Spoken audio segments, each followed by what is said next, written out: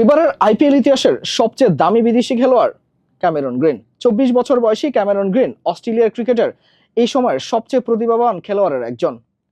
Genuine allrounder হয়ে ওঠার সকল উপাদানই গ্রিনের মধ্যে মজুদ আছে। 3 ফরম্যাটেই অস্ট্রেলিয়া দলে নিজের স্থান পাকা করে ফেলেছেন গ্রিন।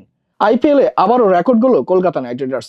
অস্ট্রেলিয়ান ক্রিকেটার ক্যামেরন গ্রিনকে 25 কোটি 20 লাখ রুপি দিয়ে কিনল তারা। আইপিএল নিলামে বরাবরই দামি ক্রিকেটার কেনার অভ্যাস রয়েছে কলকাতার। ক্যামেরন গ্রিনকে কিনতে যে লড়াই হবে সেই ইঙ্গিত আগে থেকেই পাওয়া গিয়েছিল, কারণ ছোট নিলামে যে অলরাউন্ডাররা রয়েছেন তাদের মধ্যে সবচেয়ে ভয়ঙ্কর তিনি। গ্রিনকে নিতে যে কেকেআর ও চেন্নাই সুপার কিংস ঝাঁপিয়ে পড়বে সেটাও বোঝা গিয়েছিল, কারণ আন্ড্রে রাসেলকে ছেড়ে দিয়েছে কেকেআর, চেন্নাই ছেড়েছে স্যাম কারানকে।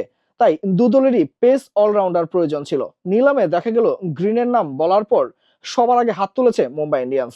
যদিও 2 কোটি 60 লাখ রুপির পর মুম্বাই সরে যায়। তারপর আসরে নামে কেকেআর। রাজস্থান রয়্যালসের সঙ্গে তাদের লড়াই চলছিল, চড়চড় করে দাম বাড়ছিল গ্রিনের, কেউ কাউকে ছাড়ছিল না। কিন্তু 10 কোটি 20 লাখ রুপি দাম ওঠার পর রাজস্থানও সরে যায়। এবার আসরে নামে চেন্নাই। বাকি লড়াই কলকাতা ও চেন্নাইয়ের। 2023 সালের নিলামে 17 কোটি 50 লাখ রুপিতে গ্রিনকে কিনেছিল মুম্বাই। সে দামেই 2024 সালে তিনি রয়্যাল চ্যালেঞ্জার্স বেঙ্গালুরুতে গিয়েছিলেন।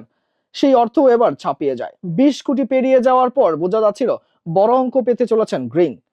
অবশেষে কেকেআর 25 কোটি 20 লাখ রুপি বিট করার পরই চেন্নাই থেমে যায়। গ্রিনকে জয় করে নেয় কেকেআর। আইপিএল নিলামের ইতিহাসে বিদেশি ক্রিকেটারদের মধ্যে রেকর্ড দাম পেলেন গ্রিন। এর আগে 24 কোটি 75 লাখ রুপিতে মিচেল স্টার্ককে কিনেছিল কেকেআর। সেটাই ছিল এতদিন নিলামে কোনো বিদেশি ক্রিকেটারের পাওয়া সর্বোচ্চ দাম। কিন্তু এবার স্টার্ককে ছাপিয়ে গেলেন গ্রিন।